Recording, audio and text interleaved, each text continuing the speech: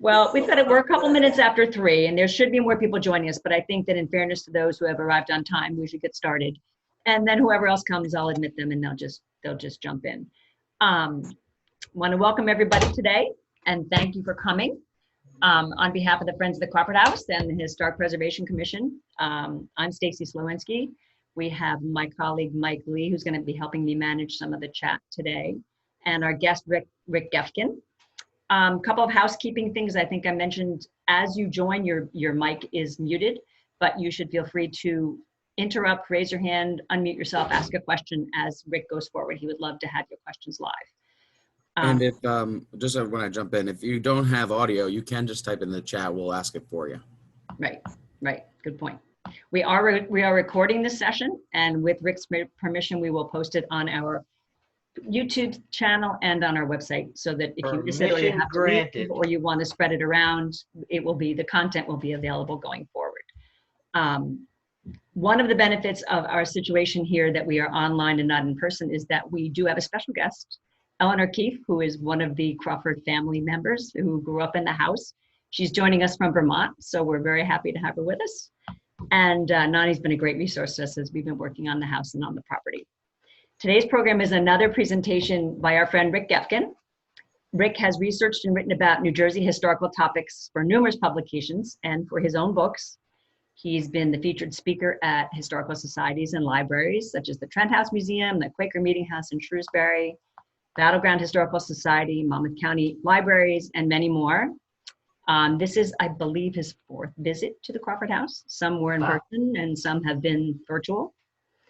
Rick's the trustee of the Shrewsbury Historical Society. He's past president and trustee of the Jersey Coast Heritage Museum at Sandless House and a member of Monmouth County Historic Association. Rick is the author of a number of books, most recently The Hidden History of Monmouth County, which was the subject of his visit to the Crawford House in April.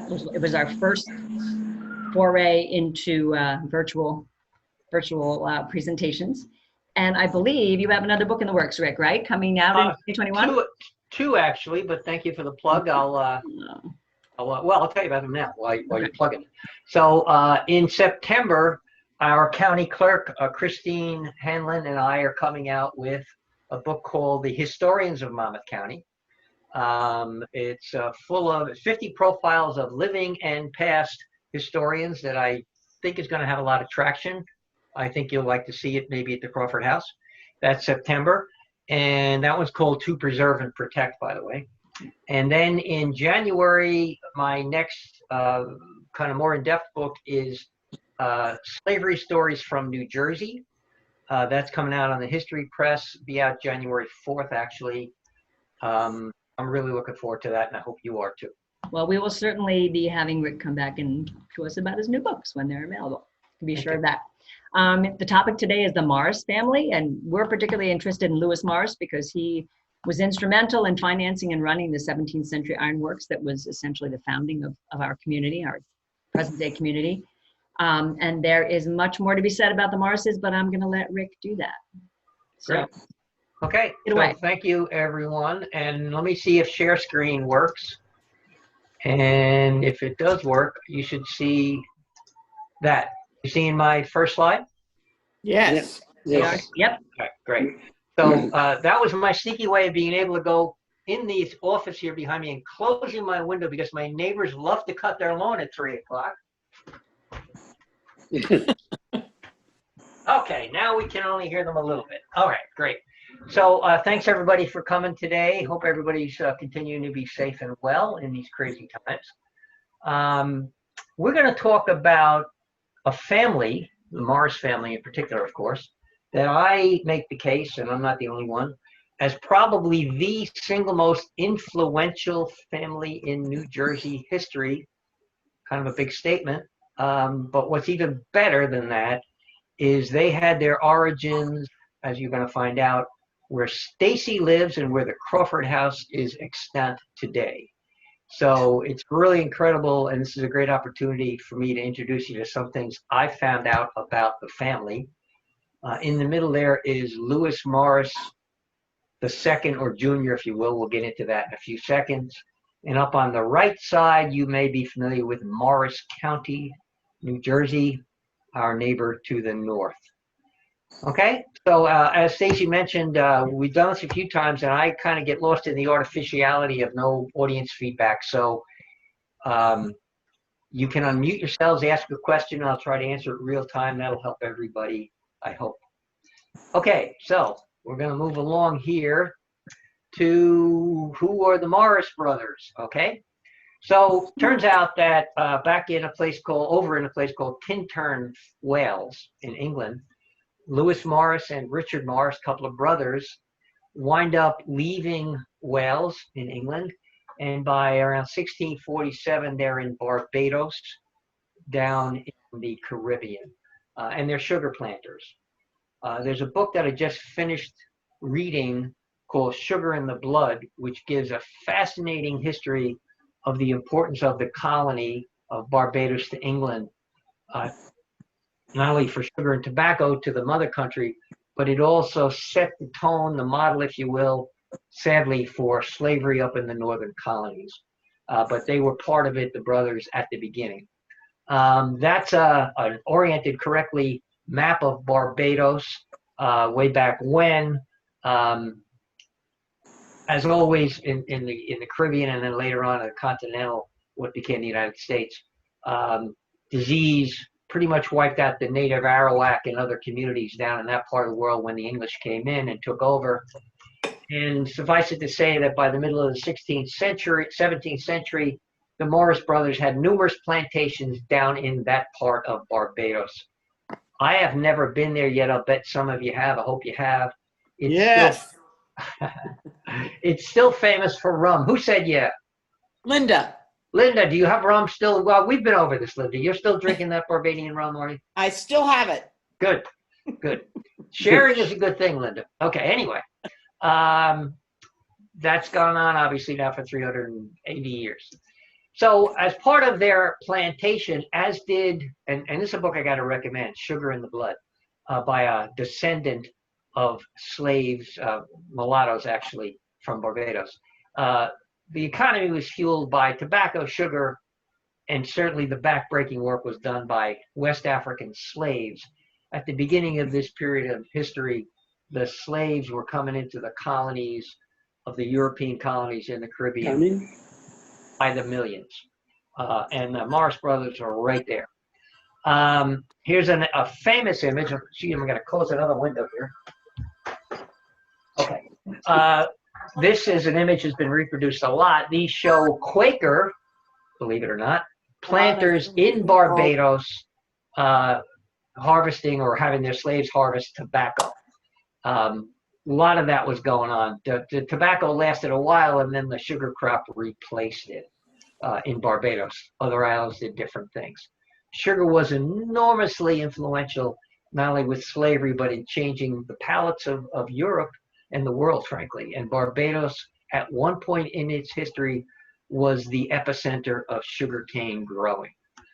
A couple years after they established their plantation, Quaker missionaries, George Fox had started the Quakers around that time, came into the islands and were making converts of the British landholders, plantation owners, if you will, to Quaker beliefs. And Lewis Morris, our man here, in fact, embraces the tenets of Quakers at that point in Barbados, very early on. So I got to give you a little background, what's going on. Nothing happens in a vacuum, right? So the English Civil Wars are happening back in the mother country. And you might remember these terms from high school or somewhere else. You had the Royalists backing the crown, of course, versus the parliamentarians. They were called Roundheads.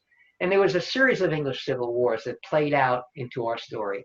The Royalists backed King Charles I with his lovely pantaloons. Mike, you have a copy of those pantaloons, I think, yourself. Yeah, I keep a wig there. And the Roundheads were represented by this man who everyone recognizes, at least by name, Oliver Cromwell. Unfortunately, Charles didn't last through the civil wars. He was captured and beheaded, unfortunately, for him, obviously. But he's succeeded by his son, Charles II. Civil Wars continue. There were 3 episodes. There's Charles II, who, as I like to always say, clearly began the hair club for men. One of his backers, Charles II's backers, if you will, was this guy, Admiral Sir William Penn, the father, of course, of the William Penn that we all know, who does play a part in our story as well. Admiral Penn commanded a fleet of British ships backing the Royalists that went into the Caribbean to fight out the English Civil Wars in the English colonies there, including Barbados. And Lewis and Richard Morris signed up and worked in the fleet for Admiral Sir William Penn. Charles II had a brother who you all know, you should, because without him we don't have New Jersey, James, the Duke of York, that guy right there, another handsome character. I got to get those cravats. I really like that look. In any event, all of these characters kind of set the stage for what happened seriously in New Jersey. Let's talk about the proprietors. I think you know these names. The founding document of New Jersey, a copy of which I've seen and took this picture of, actually, it's up at the Alexander Library in Rutgers, is dated to that period of time. Remember, you had a couple of calendars there that went back and forth for 100 years or so. So that's considered the founding document of New Jersey. And in it, James, the Duke of York, who we just saw, grants to these 2 guys, John Lord Berkeley and Sir George Carteret, before they became Asbury Park hoteliers, a considerable amount of land. These apparently were the happiest men in England at the time, judging from their visages. And he gave them the right to the territory between the Hudson and Delaware rivers, the colony of New Jersey. Now, we won't get too much into it. There's a competing claim of virtually the same, or a lot of the same land, basically Monmouth and Ocean County, by another group of people, but that's not quite germane to today's story. So New Jersey, after the Civil Wars calmed down, becomes set, and because the Morris brothers wound up siding with the Royalists, who won the overall Civil War conflict in England, they get rewarded. And at the same time, the sugar crop is saturated, and it's sort of going downhill, so they have an opportunity, do the Morris brothers, to come up to North America. And they do that. So Lewis and Richard buy land in both New Jersey and New York in that time frame. And just so you know, if any of you are from New York or know the New York environs, I went to high school at Manhattan, so I know it fairly well. There's Manhattan in an old map down there in the middle. Way down the lower end, after the Dutch relinquished the colony to the English, they named it after the Duke of York, New York, downtown. Manhattan Island was not developed yet. And way up there in the north, we see in Jonas Brock's land, Colonel Morris Plantation. That refers to Richard Morris, Lewis Morris's brother. Jonas Brock, by the way, was a Swede who had taken over that area, and that's where we get the name the Bronx from, Jonas's. And he sold a piece of land to Richard Morris, who opens up this big plantation. If you know that part of the Bronx today, it's still called Morrisania, and that's directly from Richard and then later Lewis Morris. You'll see about that. So unfortunately, Richard and his wife Sarah didn't prosper too long in that big piece of land up there. They died. Actually, the same month and year, I suspect, from a plague or something, I'm not quite sure. They died in Morrisania, and that has direct influence on our story today because they had a 9-month-old son, now an orphan, named after his uncle Lewis, who becomes a ward of the senior Lewis Morris, who, besides owning land down here in New York City and also Long Island, he takes over, does Lewis Morris's brother's plantation, Morrisania, and also, as I think everybody on this call certainly knows, the land that becomes Tinton Falls, where the Crawford House is. So just up to date, here's another old map at the time of the proprietary period. We had East Jersey over here, where the so-called Shrewsbury Iron Mill, aka Tinton Falls Iron Mill, was, and then West Jersey, and then Morrisania way up here. So after Richard dies, Lewis Morris is going back and forth, but he's settling and developing this plantation and iron mill in what becomes Tinton Falls. So that's a little background there. What about this place, Tinton Falls Ironworks, the site of the Crawford House today and Stacy's home? Is that okay? I can out you, Stacy, that you live across the street. Too late. Anyway, 1676, the Quaker Lewis Morris buys an existing bog iron mill from a guy named James Grover. Grover was one of the 12 guys that came over from Land's End in Brooklyn, the competing land claim, if you will, to the proprietors. He owned an iron mill, was getting into trouble. Bog iron is what you can develop from the deterioration of the iron-rich vegetation that sinks in the ponds all around, obviously, Monmouth County especially. So Grover's not doing well, and Lewis Morris gives him a mortgage, and eventually he buys him out with another partner and takes over the iron mill. And in an old, almost contemporaneous map sketched by a surveyor of that period, here we have the Tinton Manor of Colonel Lewis Morris. Right about there is the bridge over Pine Brook, pretty close to where the current bridge is, which is probably the fourth bridge across the street from Stacy and the Crawford House. And Morris developed his village here, including this house, which in some reports is the white man's house, and that house, which is the Negro's house, because Lewis Morris brought up with him 60 to 70 of his slaves from Barbados to this plantation and iron mill that he was developing. And as you may have guessed already, and probably already knew actually, Tintern in Wales, where he and his brother were from, gets corrupted over the years to Tinton. In fact, even in this old map, it's being called Tinton. Lewis Morris named Tinton after Tintern, and he also later on named Monmouth County because Tintern, Wales, is in Monmouthshire in Wales.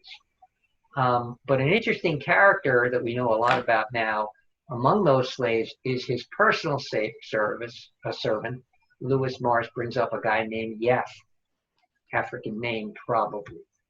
And as you know, also, doesn't look like this anymore, at one point, and this is a much later picture, Tinton Falls, the highest waterfall between the Great Falls of Patterson and south in New Jersey, was substantially, maybe as many as 20 foot high, and that's the source of the enrichment, if you will, of the Morris plantation, because it's a source of power, and they have grain mills and all kinds of things since, of course, electricity had not been invented.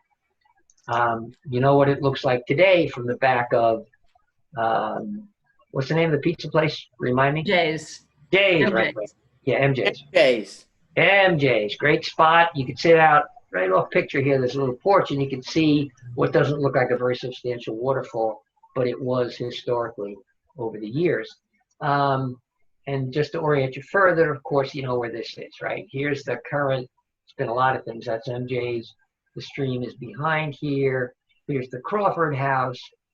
And it's worth mentioning, of course, that right there, which is where about that flag is, here you have that sign, which may be, according to Rich Veit from Monmouth University, the site of the burial of some of the slaves and their children over the years from the Morris plantation. So, you know, you don't get any more historic than the Crawford House community in that particular part of New Jersey when it comes to slavery. My posit for my book is that here and also in Hudson County, across from Manhattan, the Dutch introduced slavery, but Lewis Morris was instrumental in introducing and had more slaves in East Jersey than anyone back in the 17th century. Okay, Lewis Morris dies that month, that year. We have copies of his extensive last will and testament because he's the most famous and richest man in East Jersey at the time. And he does a couple of things in his will that goes page after page after page. It's kind of a fascinating read. He, because he's a Quaker, bequeaths, says here, £5 New York money forever to the Shrewsbury Friends, which is the Quakers in Shrewsbury.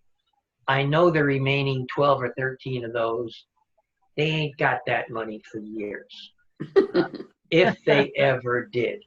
So the intention was right, and it does go way back, but they never saw it, maybe for a few years. But more startling to me, and hopefully now to you, is the second item here, because in his will, Lewis Morris says, I give and bequeath unto my honored friend William Penn, the guy we know, the son of the admiral, my Negro man Yap, provided the said Penn shall come to dwell in America. What? Well, what that's about is William Penn comes over, gets granted, like the Proprietors of New Jersey, this huge piece of land across the Delaware River. He names it after his father. He calls it Pennsylvania, the woods of Penn. And he establishes Philadelphia, but he's a businessman. He doesn't want to live here. He goes back to England. And so Lewis Morris, having known the father and met the son over the years, wants a like-minded capitalist, plantation owner, to come back. And he says, as an inducement, hey, Bill, if you come back here, I'll give you Yap. So when I first read that, I went, well, that's pretty startling for William Penn, who we all think of as this wonderful Quaker, loves the Indians and all this kind of stuff. But it turns out he owned more than just Yap. And I thought when I first read this, well, that's the end of that. We'll never know. But I've come to find out more, and you will. So William Penn's in England at this period of time.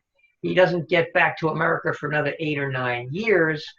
And when he comes back, another guy named Lewis Morris, the now grown nephew of the original, gives Yap to William Penn. So kind of startling to think about. Here is Lewis Morris, the heir, I call him. The second, he was the nephew, obviously. Had a long life.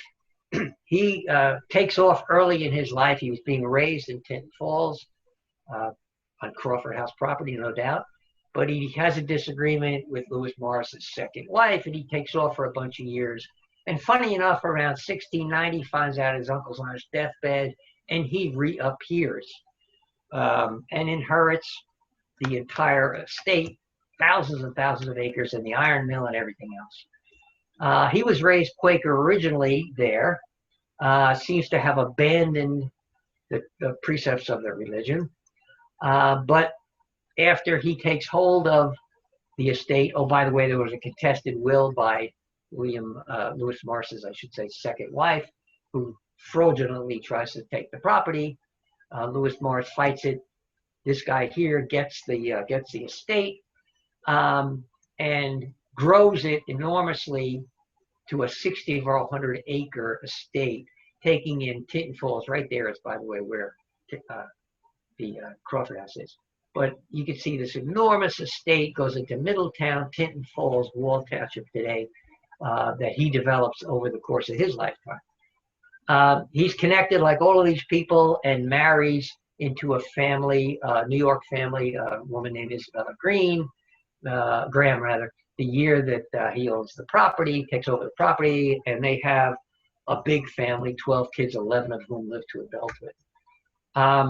And even more incredible and famous for our part of the world, Lewis Morris, the heir, this guy is considered the founder of Christ Episcopal Church at the famous Four Corners, across the street from the meeting house in today's Shrewsbury, the Quaker meeting house. How does that come to pass? Well, the Quakers were coming over and talking to this Lewis Morris as well, including George Fox, the founder of the Quakers, meets him in Tinton Falls at his estate, stays with him, and says, hey, Lou, I'm a little uncomfortable with you having slaves. That's not what we Quakers believe. And Lewis Morris basically says, I hear you, brother, but I'm out of here, and decides to become an Episcopalian.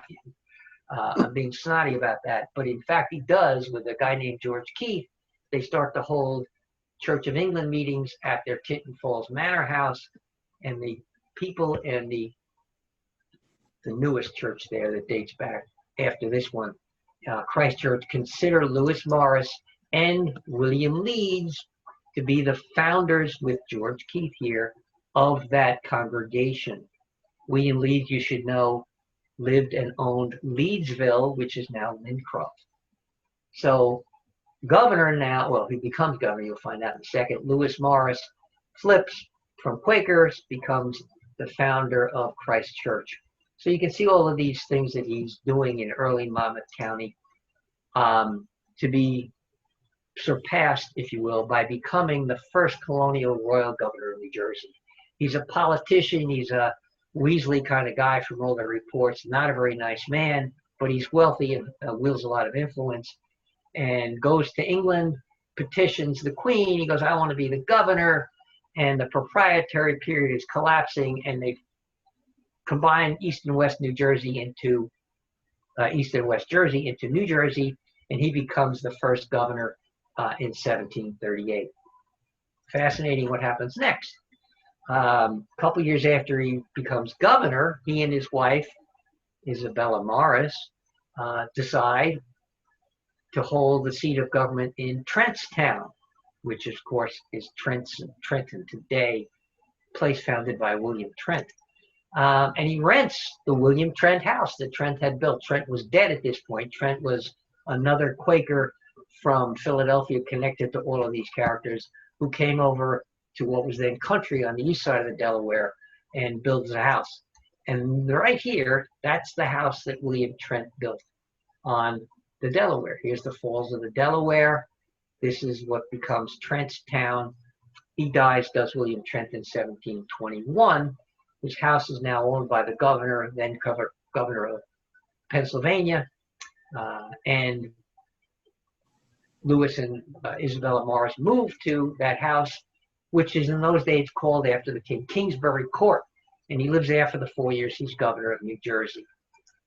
And he improves the house, and it looked kind of like that same kind of, 4-bay house, 2 floors, couple of chimneys at either end. And he brings several of his slaves from Tinton Falls, his manor house and plantation, to Trenton. Not sure if he brought Yaff, although that may be logical. No, let me correct myself. He could not have brought Yaff because Yaff has already been given to William Penn. But he does bring other slaves to Tinton Falls. And the reason he does that is because of Isabella. Because Isabella, when she moves to this kind of rustic house on the Delaware, she's not going to do cooking and she's not going to do housework. She says to Lewis, listen, Lou, I need a wing built on this house here with a kitchen, and that's where we're going to leave the slaves. And right here in a 1742 letter, Lewis Morris writes to the governor of Philadelphia, who now owns that house, and says, listen, you said that you spent a lot of money here building a wing out back for the kitchen and also to lodge the servants, AKA slaves. You do that for 2 reasons. You don't want to have wood-burning fired kitchens in your house because it's a fire hazard. And secondly, you don't want the slaves to live with you. They live in an outbuilding. So they build this kitchen back there. Long gone now, by the way. During the Revolutionary period, long after these folks are gone, by the way, this part of the world becomes Bloomsbury Court. Of course, after the Revolution, nobody wants anything named after the king. And the reason I mention that is because here it is in a later map. This, by the way, Morrisville across the river from Trenton is a different Morris family. I had hoped at one point it was Lewis Morris, but it's not. But here's Trenton along the Delaware, and that's where that house still is today, and it looks like that. I've been there. They have a very active society, the Trent House Museum. Great folks, great trip. I'm not sure if they're open these days, of course, but when you get the opportunity, it'd be a great place to go. I've spoken there several times. Good folks. Also, 2 summers ago, I went out there because Rich Veit, who I mentioned, now dean of Monmouth University and also a very active, well-known archaeologist, led a group of guys out there, guys and gals, to look for in the backyard of the Trent house here, the remains of the kitchen that Lewis Morris had built for Isabella. And it may or may not be that what they found here in this picture is part of that, but they did find artifacts. And though there's been a lot of stuff that's been built and destroyed over the years there, it may be that one day they'll discover some remnants of that kitchen. And if we're lucky, they may find remnants of what some of those slaves who may have come up from Barbados, for all we know, with the original Lewis Morris there. All fascinating stuff. But my whole point here is that just in 2 generations, this family has influenced New Jersey both east and west. Really kind of interesting. So I started at the beginning talking about Morris County. Well, how'd that happen? Well, like all things political, it happened kind of deviously, but something you'd be familiar with. Happens today all the time. In 1738, the people up in Huntington County said, "Ooh, we have a new governor, Lewis Morris. What can we do about that?" And what they do about that is they say, "Hey, Lewis Morris, would you mind if we named a county after you?" So Lewis Morris, down here, LM, writes to the Duke of Newcastle. You're going to love his look. There we go. That, hey, I don't know how to tell you this, he's, full modesty, but they want to name a little county after me. Would you be okay with that, Duke of Newcastle? So, of course, he says yes. And that's where Morris County comes from. They never lived up there. At least this generation of Morrises, they had no intention of living up there. This was a little, hey, we're on your side, we'll give you something named after you, and who wouldn't say yes to that, right?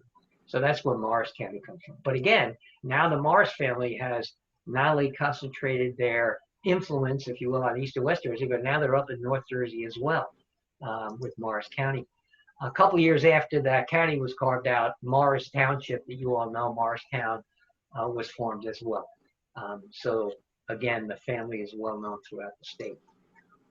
In fact, the coats of arms of Morris County, like we have ours in Monmouth, they have theirs, was really cribbed from the Morris family coat of arms. And it's got some highlights like all this heraldic imagery always does. Flaming turret of a castle that was captured and destroyed during the English Civil Wars. It's got knights in armored headgear. The shield always, of course, divided into 4 equal parts. The series of circles are coins, rewards, money. And of course, the lions are long a symbol of courage. And then at the bottom, they stole or took or borrowed, whatever you want to say, the Morris family motto, which I showed you at the beginning, didn't call attention to it on their coat of arms at the opening slide, which means at last it is conquered, referring to an incident that the Morris brothers were involved in the Civil War in England when that castle was taken. So it's kind of interesting in a state like New Jersey that a county would call way back in its origins to the English Civil War and part of its symbolicism, but their symbolic origins, but there it is. So I said that they never lived up there, but other members of their family did wind up in Morris County, although maybe not in the way we would have liked them to. A place called Whippany up there that I visited too, that cemetery, was and is the burial lot for some of the Kearney family in what was called the Irish lot, hundreds of acres that they owned. Big deal. What does that have to do with us? Well, as this old deed reveals, that in Hanover Township, the Irish lot that Michael Kearney owned was up there. Check this name out. David Ford, who administered this, and I'll tell you about that in a little bit, was this, they carved out a cemetery. And in that cemetery at what was named after Lenape people, Winano, which is Whippany, is buried today Michael Kearney, this guy, and his father was also Michael, his sister Isabella Kearney. Again, so what? Well, here's how they work into the story of ours. You see Morrisania there? Because Isabel Kearney is the daughter of Michael and Sarah Kearney, who is Sarah Morris. Okay, let's go through that a little bit.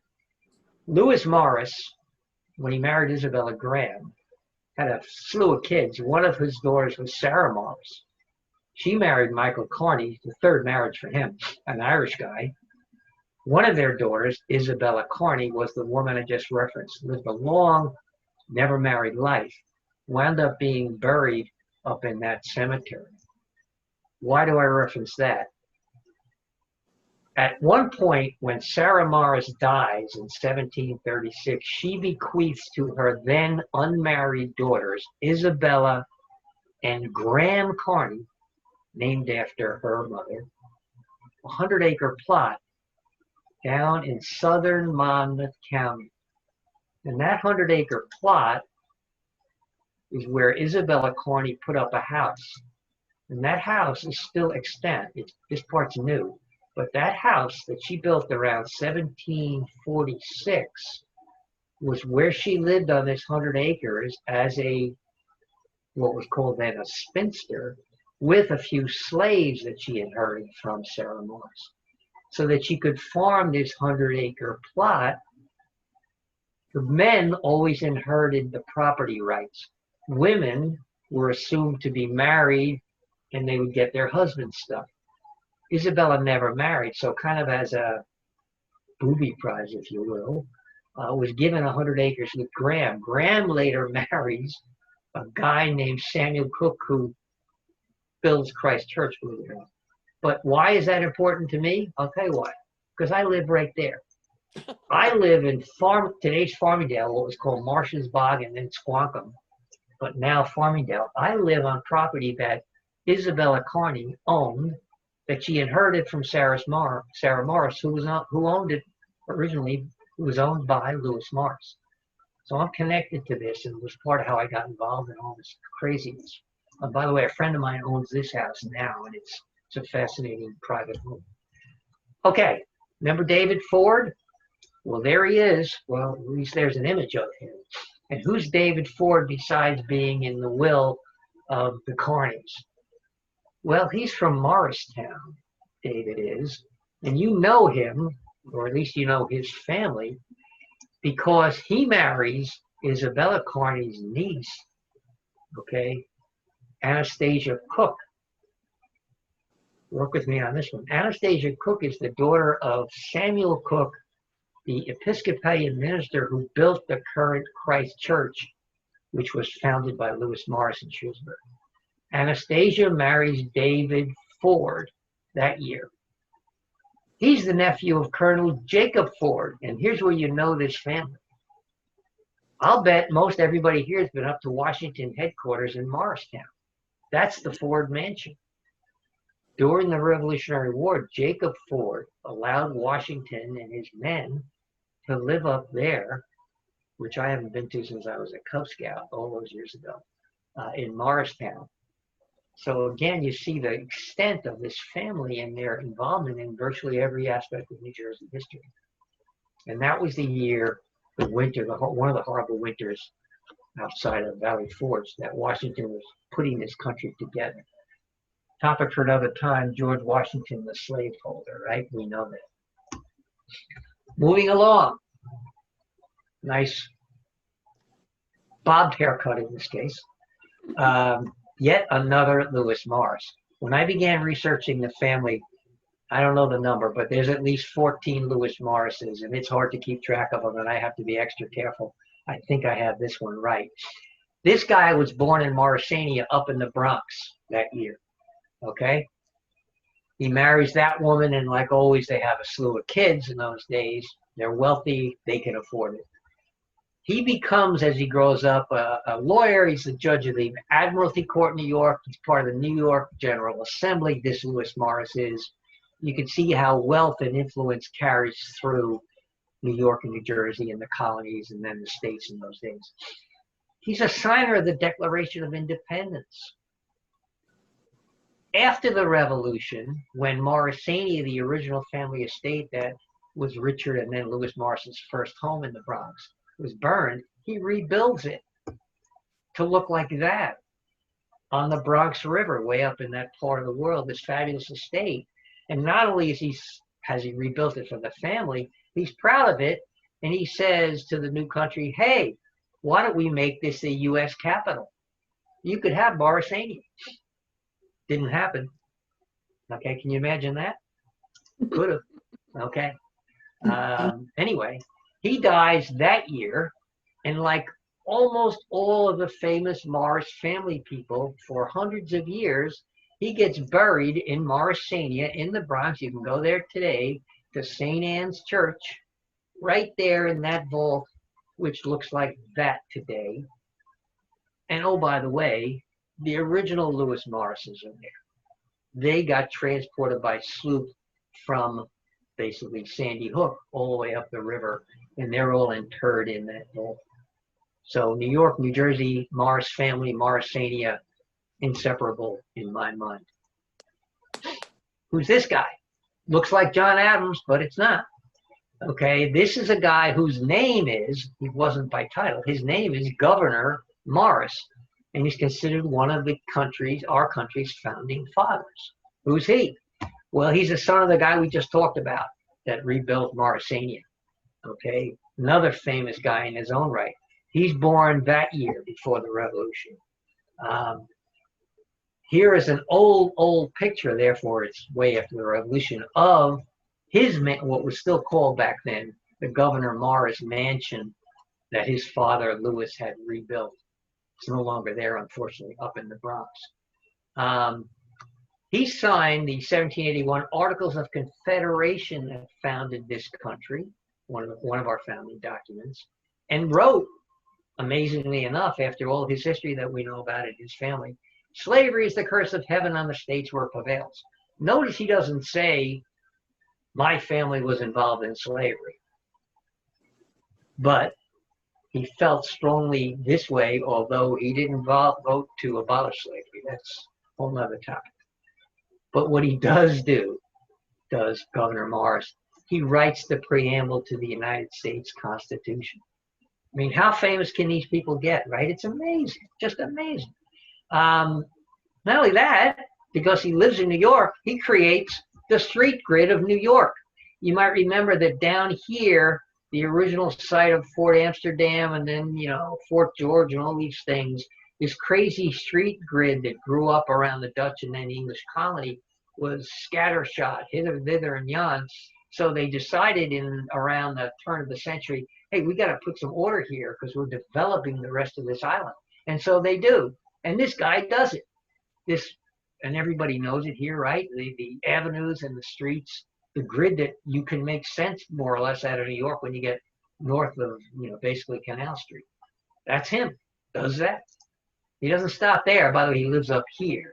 Okay, so he's got an interest in the development of this part of the world. He lives up in Morristown. Not only that, he gets and chairs the Erie Canal Commission in those years. The Erie Canal was the gateway to the West.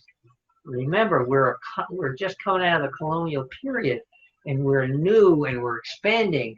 And so if you go up the Hudson River from New York to Albany and Troy, this enormous canal that's built was built by Irish and other laborers, by the way, to get access to the Erie, to Lake Erie, and then you could get to Lake Ontario and then out into the ocean so that it would develop all of New York State. And also you could get from Lake Erie west. So this is all important to the development of the West. I must confess that in my family, we've got a guy, my great-grandfather named Buffalo Joe. Sadly, Buffalo Joe abandoned my great-grandmother to go to Buffalo to work up there. Another Irish guy who decided to seek his fortune up that way. But I went up there and investigated some of our family history and found out a little bit about the canal. A friend of mine recently, and I haven't done it, loves to do it. You can take, I think you can take barge trips down the Erie Canal, live in a canal boat through the locks, and presumably in the pandemic you can do that now. I hope you could. It's be a lovely trip to do. Anyway, getting back, Gouverneur Morris, that generation of Morrises got involved in all these things. he dies right around then. Okay, the early part of our country is still new. And what I'm leaving you here with is this. All of these things and a lot more happened in just 4 generations of this family. And I'm proud to tell you, and you should be proud of the fact that your historic society, the Friends of the Crawford House, it's where it begins when Lewis Morris comes up from Barbados. Amazing, amazing kind of history. So with that, I will open it up. You've been too kind not asking questions to interrupt, but fire away. While you're firing away, there's a book I did not write. I wish I had. I'm not that good. That this guy wrote, Samuel Steele Smith, Monmouth County historian, that I would like to recommend to you. And Stacy and I and Michael Lee were talking about this beforehand. I'm going to make copies of that available to the Crawford House for $12. I would hope that you would support the Crawford House and buy that. It's going to give you a lot more depth about the original Lewis Morris and how he influenced your society inadvertently, of course, through the years. It's a terrific book, well researched, and anyway, that's that pitch. And obviously, we need to have a copy at the Crawford House. But Fair enough. contact us if you're interested. Wait a minute. Let me reach to my right here. Oh, wait. Where do I have it? Well, having said that, I can't find it, but I have it, honestly. Anyway, it's about 100 and something pages, and it's a good read, and it's Samuel Steele Smith wrote a lot of books. You might even know him from the Revolutionary War period of New Jersey. So it's amazing. You and I will connect on that, Rick. We can. Yeah. So other questions, comments, corrections, I'm open to anything. You mentioned the Tinton Manor. I mean, is there any remains, or where would that main house be? I think you said. So great question, Michael. Rich Veit may know the answer, if anybody knows it better than I do. To my knowledge, and anything he's talked to me about or that I know, nobody quite knows. Remember that little sketch I showed you, that surveyor sketch? Mm-hmm. It looks like, you know what? Let me see if I can get back to it real quick. Let me go offline here and find it. It looks like that it might be on the woody side, if you will, of the, let me see if I can find it, of the river, Pine Brook. Okay, here it is. I always thought that it was possibly behind like the gas station. Is that right? I don't know why I think that, or why someone maybe. Well, it's basically the same spot. Can you all see Mike? Did it come back right? Mm-hmm. Yep. You're okay. So here's Pine Brook, right? So that's Stacy's house. Well, not really. She's up here somewhere. The Crawford house is not that house. It's somewhere in there. And on the other side, maybe there's Woody's, the gas station. And again, I'm way out on a limb here. But this looks like a double chimney house, the most substantial house in this sketch of about 1676. Yeah. Although that's pretty substantial. But I think, unofficially, that might have been where the Manor House would be. So it's Woody's gas station area, somewhere there, not where what was that, Porto, whatever that, what's that restaurant? Rufino's, yeah. Did they open that up again? It's now Gargiulo's. Okay, whenever they open, and not on this side. But I don't know that anybody in Ridgeville would know, has officially said where these houses are. And by the way, I have to make a comment. I used to think of these old sketches as, they're sort of kind of approximations, but they're usually fairly accurate. This was a surveyor's map. You can see here he's making up 15 of, I don't know, rods or, who knows what. So he wasn't just saying, I'll put a house here for fun. So what these houses are, as far as I know, on the full-blown copy of the original map, which I've seen, it doesn't say which and which, but they're probably pretty close. So long-winded answer to Mike's question, but I think that the Manor House has not been found. And, look what's happened. How are you going to get under a gas station to find it? Maybe not in our lifetime, but maybe somebody will. I don't know. Other ideas, questions, or thoughts? Can you hear me? Can you hear me? This is Nani. Yes. When I was a little girl, the DeVay family owned the grist mill. Okay. They had a colonial home next to the grist mill. That I don't know when it was torn down, but for sure, because I left in 1961 and I used to Okay. come back off and on, but I lost track. But they did have a house right next door to the grist mill.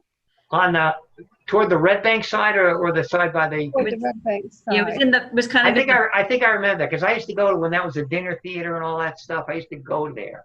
that house burned down. That house burned down in very suspicious circumstances, right about when they needed more parking. Okay. Ah. So I always had heard of it spoken of as the miller's house, but it was associated with the mill for certain. Yeah. so just let me get.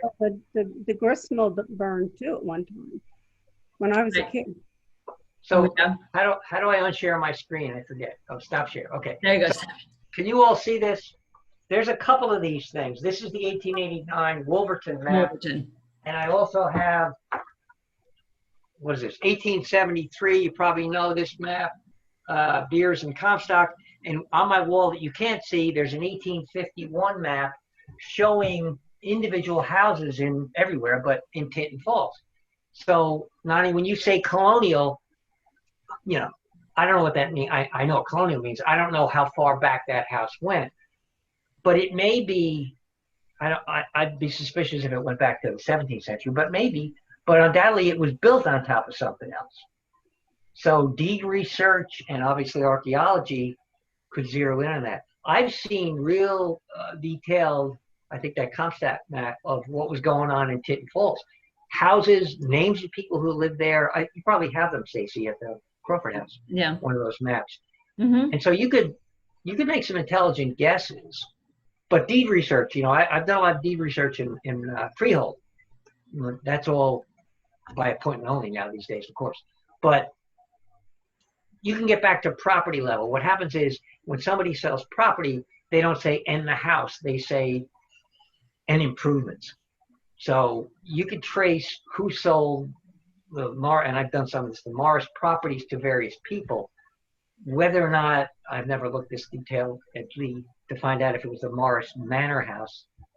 That'd take a lot of work. And it's hard to know. They don't always discuss exactly what the improvements Correct. are or what the structures are on the property. But I'm going to venture from that little image that certainly within, you know, what's your dog's name, Stacey? Luke. Within Luke's walking distance, that manor house is there. Yeah, somewhere. You know, for all I know, maybe it's where we think the slave graveyard is. I mean, who knows? I don't know that it's Right. on the east side of the river or west. I don't know. Anyway, other questions? Need to get Rich back and have him do more digging. Boy, would I love that. Anybody else got any commentary? Questions? No? Just to say it was very well done, Rick. Well, yeah, thank you very much for that. And you know, I have a question. Yes. Henrik, and this is Andres. Did the Morris, besides the Ironworks, did they have any plantation in Tinton Falls? Well, in Monmouth County or other places? In this area, in Tinton Okay. Falls. So area. the Morris it's interesting. That's a great question. So you should know the word plantation is sometimes jarring because we think they're gone with the wind and all this kind of stuff. Everywhere in English America, the Caribbean, up here, all the colonies, when a landholder came in, given, bought, whatever they did, property that they were going to farm, they called it a plantation. So that's not a southern thing. So the Morris plantation, which got upwards to 6,400 acres, when Lewis Morris, the nephew, died, actually before he died, when his sons and daughters were being married, right up Route 537, by the way, in Colstate, he was giving, I have the deeds, 300-acre plots of that plantation land to his children as they married. Sometimes the daughters, sometimes the sons, depending. And so whether or not they thought of them as plantations or not, I'm not sure. But they were part of the original plantation Tinton Manor. Outside of that, like for instance up in Morris County, they didn't live up there per se, although the Kearneys did. They weren't plantation owners. They were doing other things. So the 6,400 acre basic plantation that Lewis Morris founded and developed was pretty much it. But it was a substantial part of Monmouth County. Okay, thanks. Anybody else? Yes, sir. Yeah. I used to live on Wayside Road, and Yep. down the street from us there still is a liquor store there. My father used to say, "I'm going down to Grover's Corner," and I said, "Oh, that's fine." I never knew the significance of it until I started getting into the history. Now I'm understanding where that comes from. So that's interesting. That's right at Pine. It's on Pine Brook right there. Mhm. Yes. Yeah. I go by it all the time when I'm heading up your way. Couple of really, really, really, really interesting things. I don't know if it sounds great. I hope you're right. I hope Grover's Corner has to do with Grover and when he owned the iron mill. I hope so. That would be Or cool. maybe one of his kids. No, I don't think so. Okay, tell us. This is Nani. I went to school with the Grover girls. They were a family that came in, I can't remember exactly when, and their mom and dad owned a store there. It Okay. was a later Grover. History has just been they were- corrected. Well, but not necessarily. I don't know that they were part of the older Grover family, only Okay. because they were a very nice Jewish family. And I don't know, Maybe not. they had 2 daughters, and I don't know if the original Grovers were Jewish people or not. They weren't. I thought these people were from North Jersey. Okay, so and that's a they nice. came down. Okay. Yeah. So That's a there good it is. wrinkle, but I was about to say this, and I would defer to Nani because she's lived here and knows it.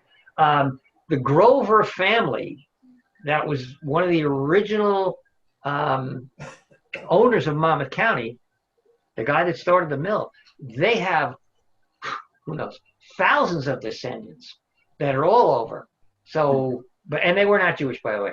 They were either Baptist or Quaker. There were 12 of these guys that came over and bought Monmouth County from the Lenapes that competed with the proprietary claim. But they were definitively not Jewish. However, there's another fascinating part to that liquor store. Behind that area, okay, is, and I only found this out with friends of mine recently, and I hope Lorraine Stone's still on. I saw her come on before. Yeah. Lorraine, if you're on, you can verify this. That area back there was historic, are you here, Lorraine? I'm here. Okay. That area back there has historically been African American. I know people that have lived back there now, and Lorraine probably does too. I don't know this, but I got a feeling, I'd love to be able to know this and find this out, that maybe some of the descendants of the enslaved Morris people wound up living back there. Now, that I'm way out on a limb, but it makes sense to me. If you bring up 60 and more enslaved people and they have progeny, and then over 100 years they get manumitted, where are they going to go? Well, historically, what these folks did, coming up in my book, is they stayed close to where they were enslaved, lived and created lives. It would make sense that you would, from Pine Brook, live close. And there's They may have family back there from, I don't know that. That would take African DNA and a whole lot of stuff that I am no expert in. Hey, Rick. Yeah, let Lorraine say something. Go ahead. Hi. I don't know if I have a lot of light here, but here's some smoke. I'm knowing that the Bowles family Yes. live in that area, and one of them just died 2 weeks ago. Oh. My she was my daughter-in-law's grandmother. Rick have sent you some information before, and the descendants are willing to talk about and ready to talk about who the Bowleses are. So that's something that we can do. Yeah, and Lorraine and I are friends for years. I'm all over that, because think about the fascinating linkage of that. There's a family named Reevy, too. Reevy family. Well, Yes, yeah. of course. Yeah. Not only Reevy, but Reeves. My book on Monmouth County, and I'll just say that I might as well give a pitch here. My book on slavery, coming out in January, has got a whole section about a wonderful family of a now deceased friend of mine, the Reeves. Charles Reeves and his wife, Hannah Van Cleef, were born enslaved in Middletown and lived their lives and were manumitted. Their family, and I know their family today, were part of that whole hard history of our county and state and country. So I would love to find out someday, and Lorraine and I have been talking about this for years, about the Bowles family and how far they go back. Are they related to the Lewis Morris enslaved folks? I don't know. But, you know, these people just didn't disappear. Spell it, Rick. How do you spell Enslaved people Bowles? lived somewhere. There was also. How do you spell Bowles? Bowles. Yes, that's right. Oh, are there Yes, any? Lorraine. Are there any Morris descendants around? Yeah, a lot of them. And a lot who don't know they are. I spoke, I don't know. Yeah. No, and I'm serious. I spoke last Yeah. year at the Point Pleasant Historic Society, and this guy, Morris, I forget his Oh, yeah? first name now. Guy named Morris came up to me and said, "Holy smoke, I think maybe." And I said, "Yeah, maybe." But it's a prolific family. And by the way, the name has been corrupted. It was Maurice maybe back in England, who knows? And there's so many of them now. But the answer is yes, there are descendants. Do I know any? Not personally. Okay. Anybody else? There was, I have one other question. The falls, what happened to the falls? Did they just collapse or were they taken No, down great. or what? Well, you know, Stacy, do you know more than I do Well, about that? The falls is a geological formation, so it didn't change. But I think what happened was part with that old picture that you see. There's a dam there that is no longer there. But the natural falls is a stone formation, and I think what happened in more modern times, in 20th century times, is that it silted in from the bottom. There was a lot of development locally, and siltation coming down the river built it up from the bottom, I think. Yeah, and plus the erosion, and she's right. I'm glad you pointed it out. As I mentioned, the reason Lewis Morris wanted that property, I mean, he was no dope. He bought into the iron mill Yeah. because of its location. The iron mill was there because of the waterfall. The waterfall was a source of power. Now Grover and his partner, whose name I forget, Applegate, another Monmouth County name. Oh, Applegate. They were Oh, I using- know Applegates. They were using that power, that water power, to help their bog iron operations. Lewis Morris had the ingenuity to say, "Hey, I can mill corn and wheat and whatever else he was growing there." And so, I don't know who built the dam, but over the years they built a dam there to get more power. But that was in New Jersey, the second highest fall south of the Great Falls. Yeah, the You know highest. that Patterson was founded by Alexander Hamilton, right? It was founded by him specifically to be a manufacturing center around the power of the falls. Sure. So Morris knew that. He didn't know that hadn't happened yet, but he knew that he needed power.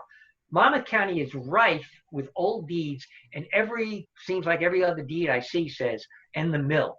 Every stream in Monmouth Wow. County had a mill on it. Where I lived, there were 2 mills within 100 yards of each other. Yeah. Well, that's where they got their power. Absolutely.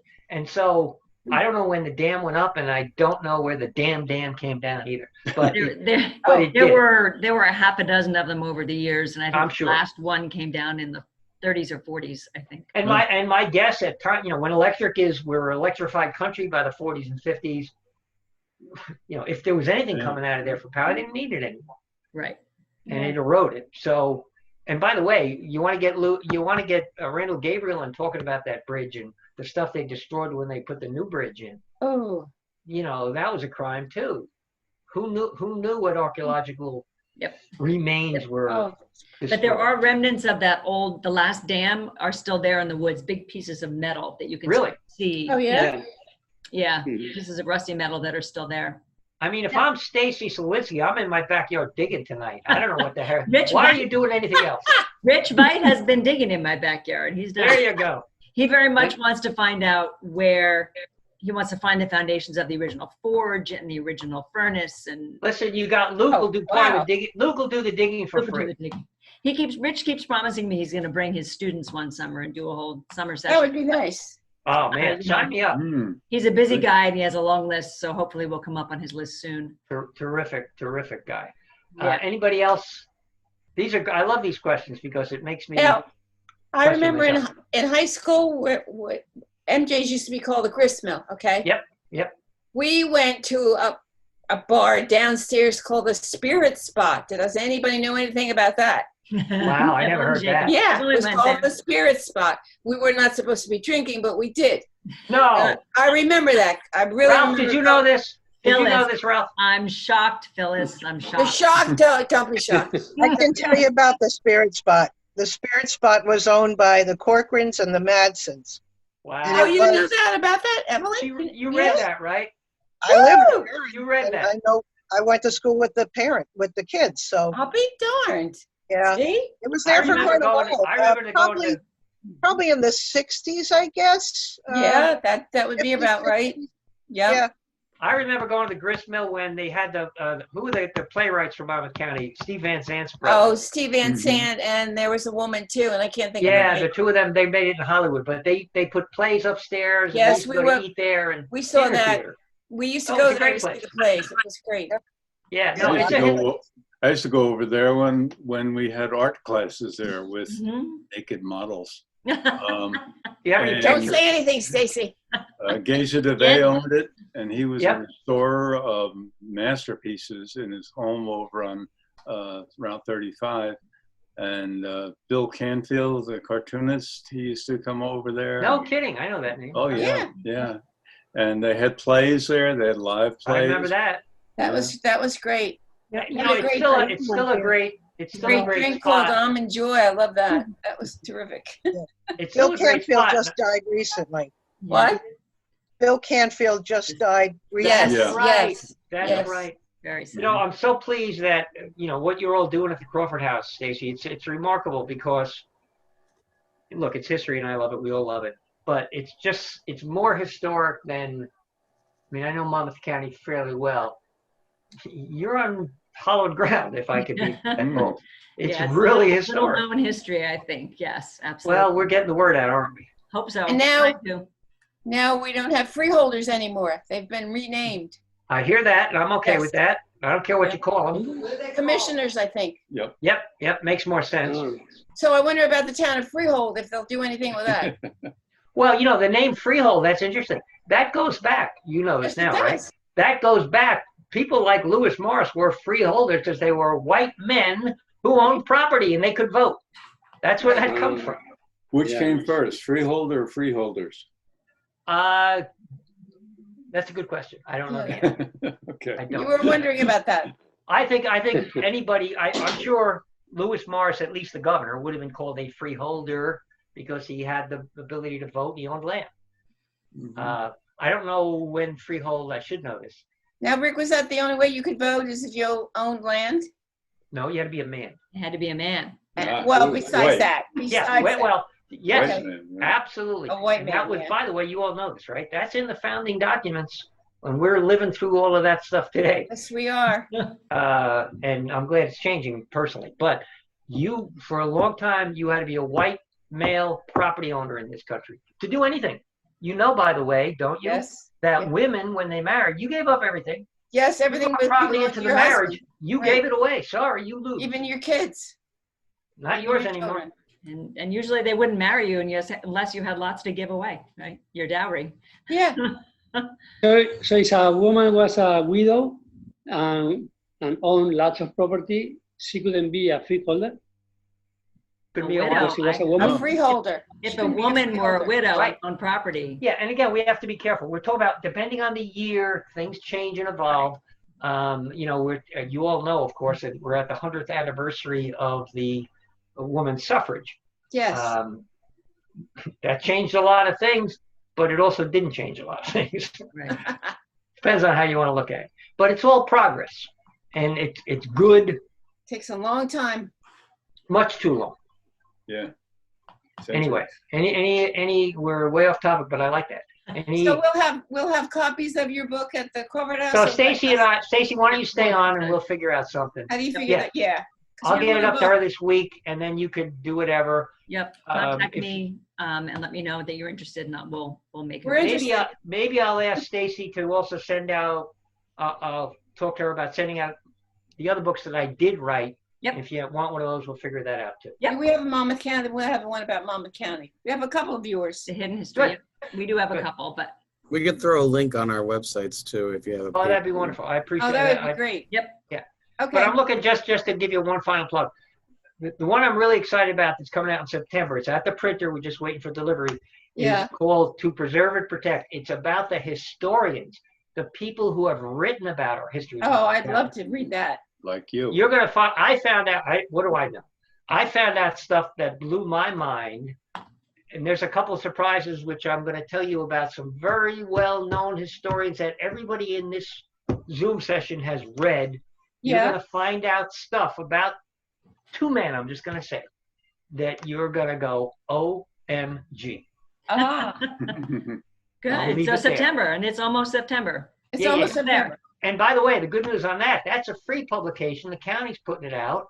Oh, Free for nothing. So I'll let all of my friends know about where they can get that. oh yeah, that'd be great.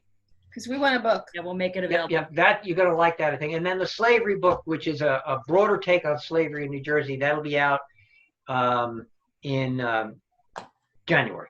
January. Okay. So anyway, I just never realized that we lived in such a historic area until you came along. Really? well, There you're you way go. too kind because I didn't know either until Randy came along, and he didn't know before the other guy came along. Oh, that's So, true. Okay. You know, but now we all know it and embrace it and read it, and It's you know, I love wonderful. this stuff. And I love, by the way, Ralph, I love hearing about Grover's Corner, which made Nani say something, which led to something to Lorraine. Yeah, isn't that Yeah, great? that's It's yeah. fabulous. Zoom works. It does. Yeah, it It does. does. Plus, I get to see how you all live. It's great how you live. It'd be nice to be in the same room together. Soon we will hopefully have Yeah, so it'd be gatherings terrific. in person at the Crawford House. That's the goal. That's the goal. Maybe All right. it's Anyway, really funny. I'll say thanks. I'm going to hang on for Stacy All and right. Michael. Okay. Thanks again Thanks, for everybody. Thanks so Stay much. safe. Thank you. Thank you, Rick. Thank Thanks you, so much for coming. everybody. It was great. Thank you. See you, Lorraine. You too, Rick. Thanks, Evelyn. See ya. So I guess, I don't know, they sign them off? I don't know how that Yeah, everybody. I have to be the last one. I end the meeting. when Oh, okay. Everybody's I gone. haven't done it yet. But, Since I'm the host. I have. thanks again. Thank You're you. welcome. Thanks. Then when we get a couple more, okay, all right, it's just looks like it's just us. Okay, everybody but us. So, and by the way, that was better than the last time, I think. Yeah, that was great. That was great. Well, you know, they were more polite than I wanted them to be. They waited to the end for questions. I know. But No, that's we okay. Try to But get. I knew they were there. I knew they were there. Yeah, and and I I think felt- it was there were we ended up with 22, so there were half a dozen that signed up and didn't come. But I'll That's send good, out the link when I get the video edited. I'll send out another email to everybody saying it's here, that's posted. You know, people that might not have. So what are made- your average, what do you get when you have a regular the old days meeting? If we're at the house, I usually shoot for 30 or so. I mean, I'm happy. So 22 is pretty damn good. That's about how many seats we have in the room. Yeah, and I think we just got last time we had like over 50 or around Yeah. 50, and I think that's just because we had it public. Anyone, I mean, it was people. We might have had people across the United States on it, you know, like Right. because the link was sent out so virtually. Yeah, this we time didn't. you had a And we didn't have preview. any issues with security with this one, so I think we For did a su- better for job sure, that way. yeah. Did we not do the password last time? I can't remember. No, we did not. Okay. We And didn't require registration last time. I didn't. No, this was smart. It Didn't gave know you a how to handle do on it. who was going to show up, and it And worked great. plus, as they register, I have a list of all these people's emails. So if they're not on my email list already, I will add them. So it's reaching out to people. It's going to give us information about people that were interested that came. Yeah, So- and I like the idea. And as you incorporate as you grow your website, I guess I should say, Yeah. when you start to, I'm not the only one, obviously, as you have these recordings, that's great. It's a real resource. It's a real kind of it'll be an archive at some point. You know, we can. Michael, that is definitely not a green wig. I can't find it. I tried. I couldn't. Another Okay. day. Another day. Yeah, another day. But that was really great, Rick. That was awesome, Rick. Thank you really, so really much. interesting. Well, you know, I got to be honest. Because of where you are in your group and its history, it can't help but be great. I mean, you know, I've given that same talk at other places, and they go, that's great. Where's Tinton Falls? I know, yeah. Everybody has a much more focused interest. And I agree with you. I have always thought that if you could do the genealogy, and I don't know if you can, that you could trace some Reeves back to the Ironworks. So you should, I don't want to get too far into it. Or Richardsons or some of those clans. Well, they intermarried with the natives. I gotta believe it. Lorraine and myself and my friend who passed away, who actually I'm dedicating the book to, have let me into their personal histories. And there's Reeves and Reeves. Yeah. And we haven't quite established a link, but regardless, it goes way back. Way back. And it's just a matter of how far back can you really trace it, because those lives wouldn't have been documented the way white people's lives were. And yet, yes, that's true. And yet, remarkably, when I met my friend, the descendant of the Reeves, yeah, she was anyway, she was in a rehabilitation home in Shrewsbury. I used to visit her, and she opened up to me her family, and I was a stranger, but she was interested and I was. Anyway, I have pictures, which will be in the book, of her great grandparents, the slaves, pictures of these people late in their lives. Wow. And she told me their story, and I've developed, I know her children now, I've developed their genealogy with them. Yeah. And my point of this is, and Lorraine bringing up the Bowls for a very good reason. Yeah, the Bowls. African Americans know a hell of a lot about their genealogy, more than we white people think they know. Yeah. And one of my motivations for this book is just that, to say that, hey, you know what? Just because we don't know, that doesn't mean it isn't there. Yeah, and it may not be documented the same way, and it may be. And I'm waiting. You know, I'm almost embarrassed as a white person to say, why am I writing their history? Yeah, I know. I'm fortunate that they shared it with me and they approved it. Yeah. But I want them to write it. Yeah, like Claire Garland and her whole, Exactly. In fact, yeah. But anyway. She's part of the Reeves, you know that. Yep, right? she's the Reevy Richardson clan. Yep. Yeah. Yep. So I've been talking to Claire about her doing her own book, so maybe that'll happen. Good. Well, I hope she does. She should. But so, the focus that I've had as a white person for years is our Monmouth County colonial history. Well, man, it's so much better and bigger and deeper than that. Yeah. Yeah. So anyway, some of that came out today, I hope. Yeah. Anyway, and I'm glad, your audience would, of course, appreciate that. Yeah, I think so. And one of our, Tracy Buckley was there. Our the president of our council. I should probably have introduced her. Should I? I felt like it would have been political sucking up, so I didn't. But she was there. Wait a minute. When did it say political sucking up is bad? I probably just think about it now. I probably should have said that we have. Hey, you know what I'm trying to remember? Remember the piano? Was Nani the one that played the piano in the house? Nani was one of the daughters that would have played. Okay, I remember you telling me that story. Yep, she's the youngest of the daughters. She's the one that she helped Mike, she helped Bobby with his project with the foundation out back, and she's really great. She's been really great. So let me not take too much of your time. What I'll do is, I don't know what day yet this week. I got a couple of things coming up. Right. You're there. You're at home every. Yeah, well, I'm working. Are you back at school? I'm back. I've been back at school most of the summer. This week, I'm at school tomorrow. Then I'm working from home the rest of the week because they're doing a cleaning thing. Perfect. And then next week we start teacher return meetings, but some of them are virtual and some of them are on campus. All right. So how about this? When I figure out my schedule, I'll send you a note, text, whatever, call you. Say, hey, I'm going to come up X day, and we'll drop the books off. Yeah. Michael, are you the website guy? Who's doing the website? Stacy, I'm just me and my son when I can't figure it out. He's the one that really, it's on WordPress, and he's all right. So I'll send you, and then you can do whatever you want if you would be kind enough. I'll send you a blurb on the books I've written. If you want to post them, that'd be wonderful. Yep. Absolutely. I'll figure out a way to.